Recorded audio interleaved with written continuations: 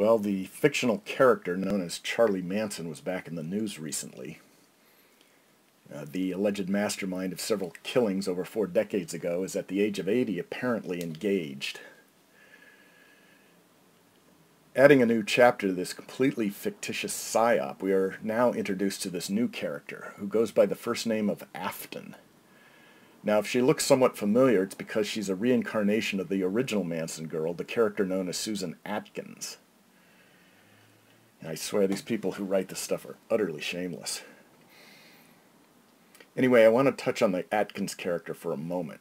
At the time, she was channeling an image that was already well dispersed throughout the culture. It's like a dark shadow of another female image out and about at the time, the kooky gamine, traipsing about the city looking for a husband. Now, why the sex and death cult motif in the Manson narrative at all?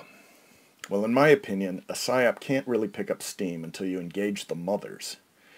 It's one thing to have fathers and sons argue about the need to attack a small country, as geographically remote from Middle America as Vietnam was. But if the mothers suddenly fear for their daughter's safety, and the daughters were not being drafted in the army, so they were on the sidelines.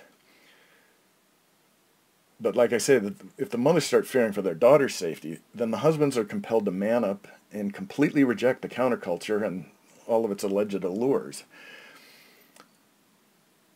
And I think it's pretty well decided that the Manson psyop was specifically designed to tar and feather the youth movement, who were not interested at all in mortgages and patriotism and credit debt. So, when discussing Manson, the Atkins character is often overlooked, but she had a specific purpose in showing how a good girl could go so very wrong, and that got the mother's attention.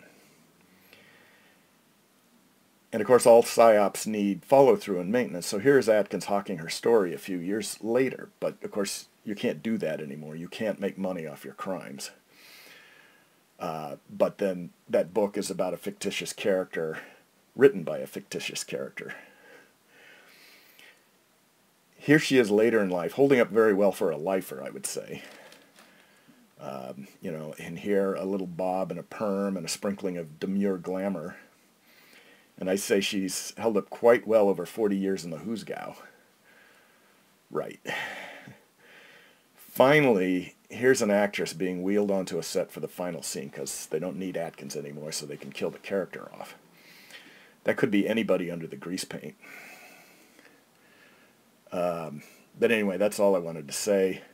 I just wanted to point out when people flip their own wigs over the news that Charlie Manson is getting hitched.